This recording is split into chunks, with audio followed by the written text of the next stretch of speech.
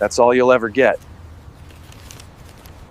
So I'm sitting here at 40, wondering how the hell my life became such a financial nightmare, starring my wife's family as the main villains. This is going to be long, but trust me, the revenge is worth every word. Let me paint the picture of my birthday disaster. Turning 40 felt like this massive milestone, but honestly, it just felt like staring at new gray hairs and getting excited about good sleep. But screw that noise. I decided Marcus Blake was going to celebrate himself properly for once. If you want something done right, do it yourself, right? I went full military precision on this party, spent 3 weeks researching venues in our city, which is like finding decent parking at the mall during Christmas. Nearly impossible and way overpriced. Finally found this intimate spot downtown called the Blue Room with exposed brick walls, amber lighting that made everyone look like whiskey commercial models. And most importantly, a live saxophonist who could make even the phone book sound romantic. The manager, Elena, this cool woman with purple hair streaks, gave me the full tour. We arranged mood lighting that would make Sinatra jealous, cocktail tables positioned perfectly for mingling, and a small stage where the sax player could work his magic. She even suggested the ideal spot for my cake under this gorgeous vintage chandelier. Speaking of the cake, I spent way too much time at Giuseppe's bakery explaining exactly what I wanted.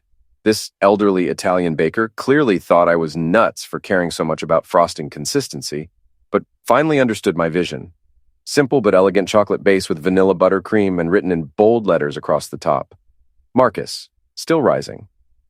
Yeah, maybe cheesy, but sometimes a man needs to be his own hype squad. Then came the invitations. I crafted these things like I was announcing a royal wedding. Classy cardstock, elegant font, the whole 9 yards. Send them to everyone who mattered. My parents, college buddies, work crew, neighbors who'd become genuine friends. But the most important invitation went to Diana, my wife of 8 years, the woman who was supposed to be my partner in all this life craziness. I had this whole vision. I could picture her walking in wearing that red dress she looks absolutely winner in, the one from her cousin's wedding that made every guy in the room forget their own names. I imagined her laughing at my cake message, rolling her eyes in that affectionate way she used to do when I get overly excited about something. I pictured us toasting with champagne, her giving one of those speeches that would make everyone remember why they loved us as a couple. The night arrived, and I showed up at 6:30 sharp in my best suit, the navy one that actually fits properly since I started hitting the gym again.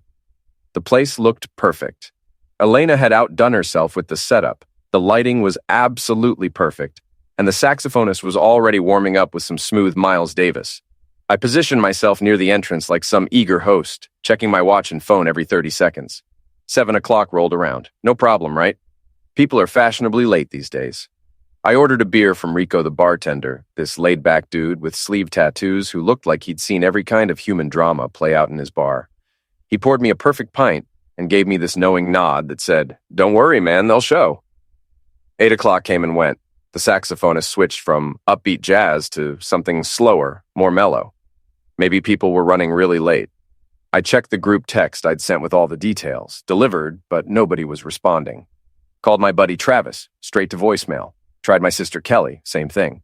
Even texted my mom, who usually responds faster than a teenager with a crush.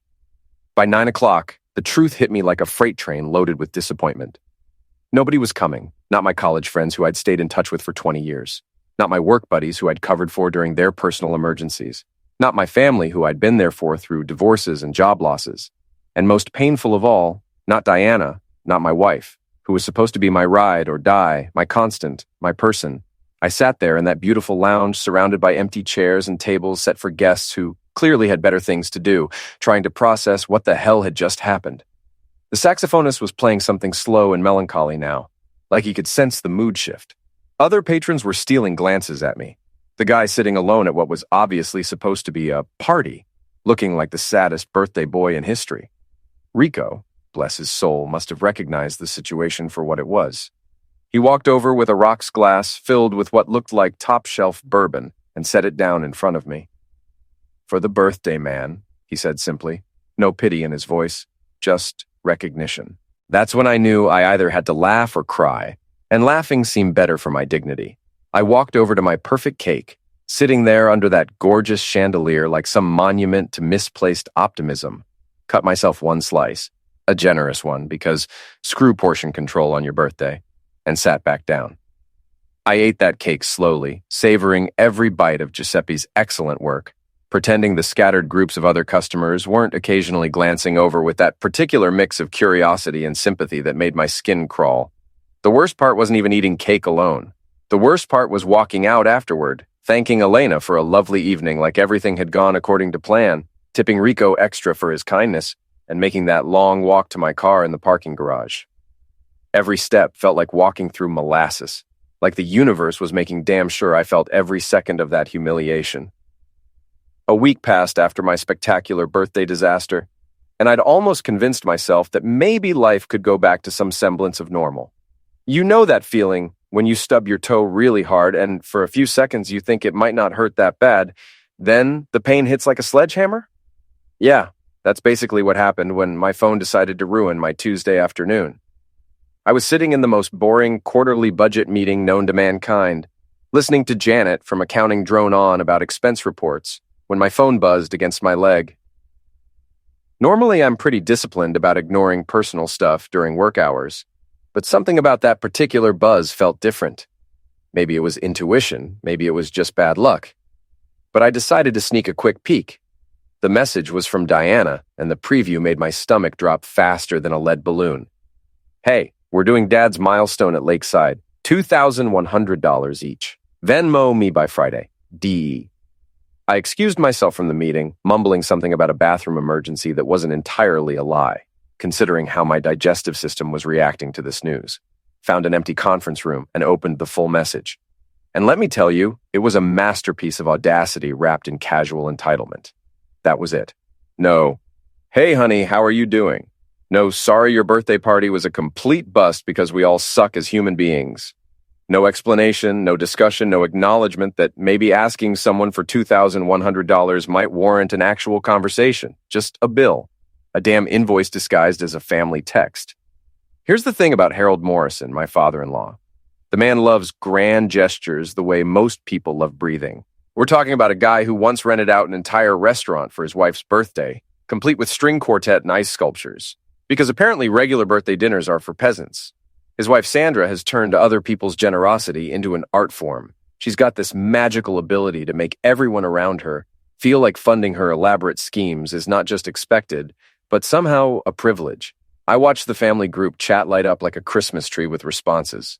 First came Bethany, Diana's younger sister, with her predictably enthusiastic paid can't wait, followed by party popper emojis. Then Marcus, Diana's older brother, chimed in with a thumbs up emoji and all set. I stared at that group chat, watching everyone enthusiastically throw money at Harold's milestone celebration while I sat there remembering my empty birthday party. The irony was so thick you could cut it with a knife. Something inside me just snapped. Not in a loud, dramatic way, more like a quiet, decisive click, like a door closing that you know isn't going to open again anytime soon. I scrolled back up to Diana's message, hit reply, and typed exactly what my brain was thinking. $1 with the note. Congratulations, one single solitary dollar. Because technically, that's still paying my share of something, right? And honestly, it felt like exactly what this situation was worth. But I wasn't done. Oh no, I was just getting started on what would become the most liberating afternoon I'd had in years. I muted that family group chat faster than you'd mute a car alarm at 3 a.m. Then I opened my banking app and started systematically cutting off financial access like I was performing surgery on my own wallet. First, I removed Diana as an authorized user on my credit card. You know, that card she'd been using for household expenses, that somehow always included things like manicures and boutique purchases that had absolutely nothing to do with keeping our house running. Then I canceled the spare card she kept in the kitchen drawer, the one she claimed was for emergencies, but seemed to be used for a suspiciously large number of non-emergency Starbucks runs. Next up was Zelle access to our joint account, because apparently our joint account had become less joint and more Marcus's money that everyone else has access to. I turned off her ability to transfer money faster than she could say, but it's for family. The whole process took maybe 20 minutes, but it felt like I was taking my life back. One security setting at a time. Every password change, every access revocation, every protective measure I put in place felt like building a wall around my sanity. When I was done playing financial defense, I did something I hadn't done in years. I booked myself a hotel room. Not because I was leaving Diana permanently, but Because I needed space to think without someone asking me to fund their thoughts, I chose a nice place downtown. Nothing fancy, but clean and quiet with room service and cable TV and absolutely zero family members asking for money. Before I left the office, I cleaned out my desk drawer and found my house key, the one I'd carried for 8 years of marriage like some symbol of domestic stability. Drove home, walked into our kitchen, and left that key in the little ceramic dish by the door where we always left mail and receipts. Then I grabbed a bag, threw in enough clothes for a few days, and walked out of my own house like I was leaving someone else's life behind. The hotel room was perfect. Quiet, clean, and most importantly, mine. I ordered room service, a ridiculous burger with truffle fries that cost way too much and tasted like freedom, and settled in for my first peaceful evening in longer than I could remember. For the first time in years, silence felt like oxygen instead of suffocation. 2 days of hotel room peace had done wonders for my mental state. I was actually starting to feel like a human being again instead of a walking ATM with abandonment issues. So naturally, the universe decided it was time to screw with me again. I was sitting in our glass conference room going over quarterly numbers with Angela Rodriguez, my team lead, when I noticed something weird happening in the main office area. People were turning their heads toward the reception desk, and there was this subtle shift in office energy that happens when something unusual is going down. Then I saw them. 2 uniformed police officers walking through the office like they owned the place, heading straight for our conference room. The taller officer, a black woman with the kind of no-nonsense demeanor that suggested she'd seen every type of human stupidity imaginable, knocked on our conference room door. Her name tag read Officer Williams, and she had the kind of direct eye contact that made you want to confess to crimes you hadn't even committed. "Are you Marcus Blake?" she asked. I nodded slowly, my brain racing through every possible reason why 2 cops would show up at my workplace. "Sir, we got a report. Welfare check," said the other officer, whose name tag identified him as Officer Chen. "Your wife says you're missing." Missing. I sat there for a moment, processing that word like it was written in a foreign language. "I'm not missing," I said, keeping my voice as flat and professional as possible. "I'm working." Officer Williams's expression softened slightly, like she was starting to piece together what was really going on here. "Mind explaining the no contact?" she asked. So I explained. Not the whole pathetic story, but the basics. I talked about setting boundaries, about needing space from people who treated me like a personal bank account, about how family had somehow become a password that gave people unlimited access to my wallet and zero obligation to treat me with basic respect. "Look," Williams said when I finished, "if you don't call them, they might escalate this. File more reports, maybe claim you're having some kind of mental health crisis. You don't want that kind of paperwork following you around." The implication was clear. Handle this before it becomes a bigger problem.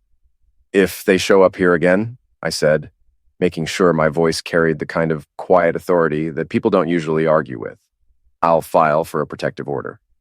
Both officers nodded, and I could tell they weren't surprised by this response. That night, I sat in my hotel room trying to process the fact that my own wife had called the cops on me for the crime of not answering my phone for 2 days. So I did something I probably should have done years ago. I went home to gather evidence of exactly how screwed up my financial life had become. Diana wasn't home, which was probably for the best. I grabbed my laptop, a legal pad, and every financial document I could find, then spread it all out on our kitchen table like I was preparing for the world's most depressing tax audit. Let me tell you something about keeping receipts. Most people are terrible at it, but me, I'm apparently a masochist who keeps detailed records of his own financial misuse. Every wire transfer, every canceled check, every credit card statement going back 5 years, all neatly organized in folders. I started with Harold's roof repair from 3 years ago. The man called me on a Tuesday morning, voice all shaky with panic, talking about how a storm had damaged his roof and insurance was being difficult, and he needed $9,500 immediately, or the whole house might collapse. Being the dutiful son-in-law, I transferred the money that same day. Did I ever see an insurance report? Nope. Did Harold ever pay me back? Also nope. But Harold's emergency roof was just the beginning.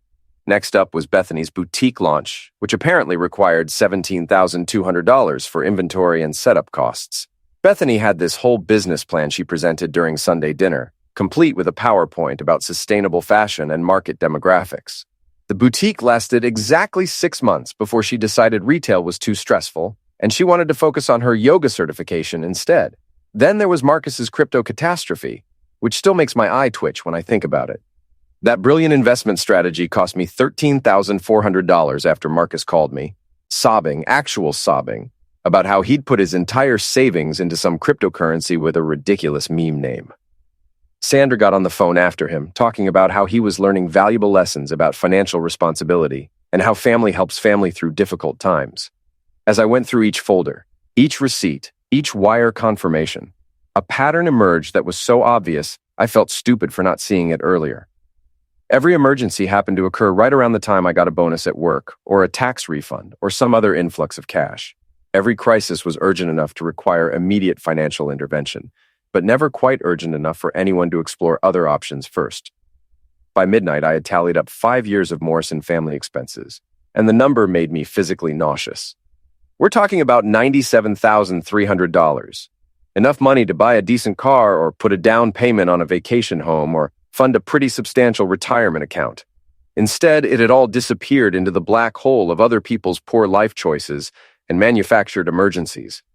But the real gut punch came when I started looking at my own marriage through this financial lens. I pulled out my phone and started scrolling through text messages from Diana over the past year, and Jesus Christ, it was like reading a greatest hits collection of manipulation tactics. "You know how my parents are," she'd text, after yet another request for money, as if Harold and Sandra's inability to manage their finances was some kind of natural disaster we all just had to accept. "Just this once," she'd say about expenses that happened with suspicious regularity. "We'll square it later," was another favorite, and my personal favorite. "It's what married couples do," because apparently being married meant signing up to fund your in-laws' lifestyle while your own birthday party sat empty. I remembered that empty table at the Blue Room, the cake I cut for myself, the walk to my car that felt like a funeral procession for my self-respect. And then, a week later, not love, not apology, not even acknowledgement, just another damn invoice. That's when I made the decision that should have been obvious years ago. I wrote down my new rule on a sticky note and stuck it to my laptop screen. Rule #1, I will not fund disrespect. Simple, clear, and long overdue. The next morning, I woke up in my hotel room with the kind of clarity that usually only comes after a really good fever breaks. I ordered room service coffee and made a strategic battle plan for reclaiming my financial independence. Time to cut off the money pipeline that had been feeding the Morrison family circus for way too long. First stop, the bank. I called customer service and explained that I needed to speak with someone in fraud prevention because, let's be honest, that's exactly what this was. The rep transferred me to Jennifer Walsh, who had one of those calm, professional voices that immediately made me feel like I was talking to someone who'd seen every type of financial screwery known to mankind. "I need to remove spousal access on all my accounts," I told her, "and revoke all external connections to joint accounts." After confirming my identity, she walked me through the process like a surgeon explaining a procedure. Every authorization Diana had to view my personal accounts, gone. Every automatic transfer setup between our joint account and her personal spending, terminated. Next, I called my lawyer, Rebecca Martinez. I'd met Rebecca 3 years ago when we bought the house. "Rebecca, it's Marcus Blake. I need a full family financial audit. What I've paid out over the last 5 years." "How detailed?" she asked. "Everything. Every transfer, every loan, every emergency expense. I want documentation of every dollar I've given to my wife's family, and I want legal options for recovery." "Will you litigate to recover?" That was the million-dollar question. "Rebecca," I said, thinking about my empty birthday party and that text demanding $2,100 like I was some kind of family ATM. "I turned 40 last week. I'm finally sure about a lot of things. I'll start the audit today," she said. "Give me 2 weeks for a complete analysis." The next afternoon, I was having a decent day at work when my phone rang with a call from building security.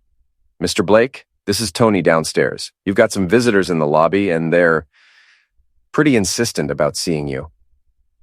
My stomach dropped because I had a pretty good idea who they were. "Absolutely not. I'll be right down." When the elevator doors opened on the ground floor, I could hear them before I could see them. Specifically, I could hear Sandra's voice echoing through the marble lobby like she was addressing a shareholders meeting. They were standing near the reception desk in formation. Diana in the center looking furious, Sandra on her right looking indignant, and Bethany on her left looking like she'd rather be anywhere else. Diana spotted me first and immediately launched into attack mode.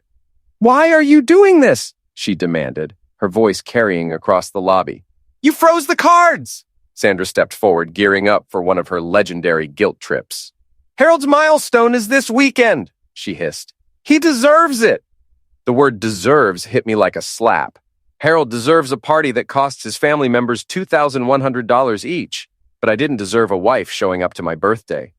Bethany rolled her eyes. This isn't about your little party, she said with a dismissive tone, and that's when something inside me snapped. That's the problem, I said, looking directly at each of them.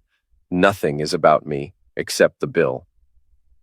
The silence that followed was beautiful. You could practically hear the gears turning in their heads as they tried to process the fact that their personal ATM had just grown a backbone. We're done talking in public, I continued, still keeping my voice calm. Email my lawyer. Walking into Rebecca's law office the next morning felt like stepping into an alternate universe where competence and professionalism actually existed. Rebecca was waiting for me with a stack of papers thick enough to stop a bullet. The total amount you've paid for Morrison family expenses over the past 5 years is $97,300, she said, sliding a single sheet across her desk. I stared at that number like it was written in hieroglyphics. That wasn't just money, that was a car, a down payment on a house, a year of salary for some people. It gets more specific, Rebecca continued. Harold's medical procedures and deductibles, $16,800. Bethany's boutique launch and subsequent business expenses, $17,200. Marcus's debt settlement after his cryptocurrency adventure, $13,400. Then we have the smaller but more frequent expenses. Sandra's charity events, $4,900. Various credit card payoffs for the family, $21,300.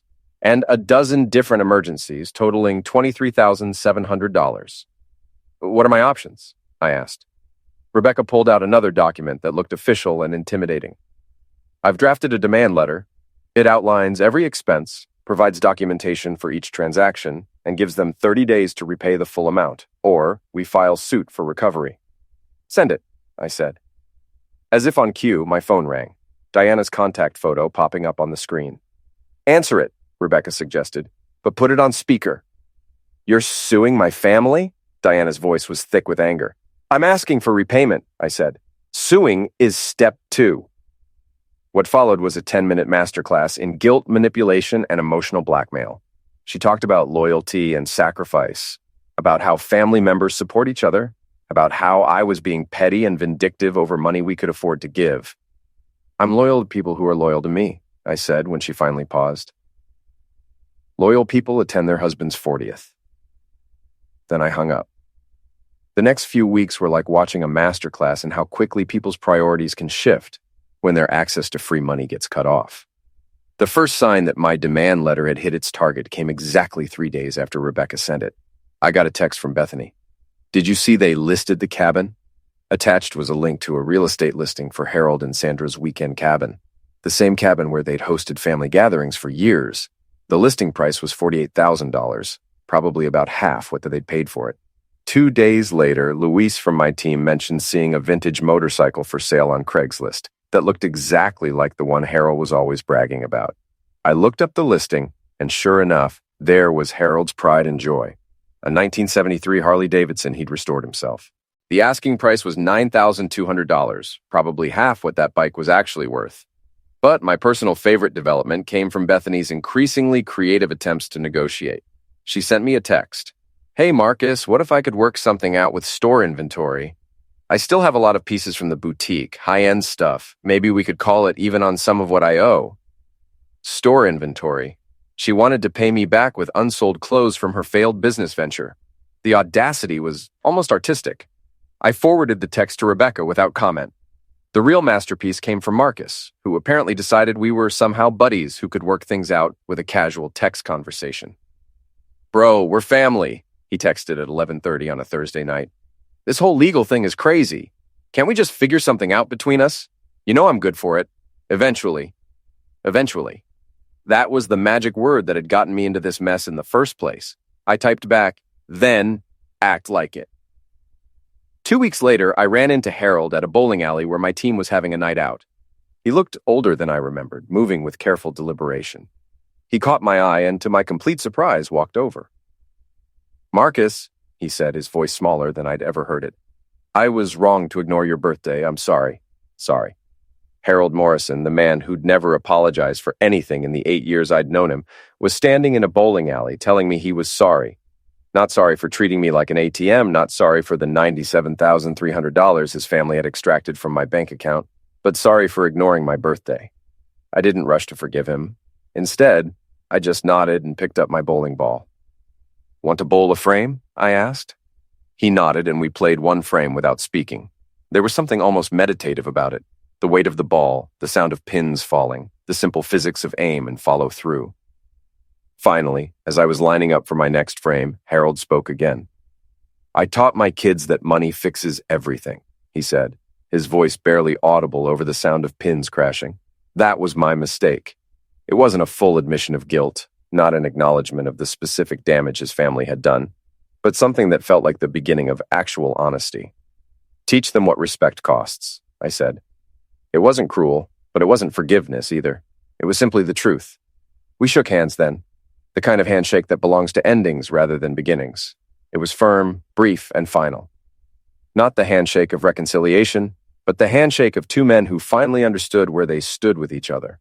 Walking out into the parking lot, I thought about the difference between apologizing for specific actions and apologizing for the character flaws that made those actions inevitable.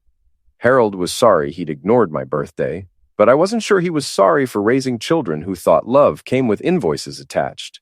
But you know what? That was Harold's work to figure out, not mine. I'd spent 8 years trying to fix other people's relationships with money and responsibility, and all it had gotten me was an empty birthday party and a legal demand for $97,300 in restitution. Back at the hotel, I did something I probably should have done months ago. I wrote down rules on a sticky note. 1. I am a husband, not a wallet. 2. If love needs an invoice, it isn't love. 3. Boundaries stay even when people get loud. 3 rules. Simple enough to remember, specific enough to enforce, and comprehensive enough to cover every type of financial manipulation the Morrison family had thrown at me. Rebecca updated me a few days later. They'd scrambled together $67,000 from asset sales and borrowing from friends. It wasn't even 3/4 of what they owed, but it was progress. More importantly, it was proof that they could find money when they absolutely had to, which meant all those years of "we just don't have it" had been complete BS. The marriage was effectively over. You can't love someone who sees you as a funding source rather than a person. Diana never apologized for missing my birthday while demanding money a week later, never acknowledged that 8 years of treating me like a human credit card might have been less than ideal relationship strategy. But I didn't need their apologies anymore. I had something better. A clean hotel room, a quiet mind, and the knowledge that I'd finally learned the difference between love and a business transaction where only one person was paying. 40 was finally, completely, entirely mine. And that birthday cake I ate alone? It was the first bite of freedom I'd tasted in years.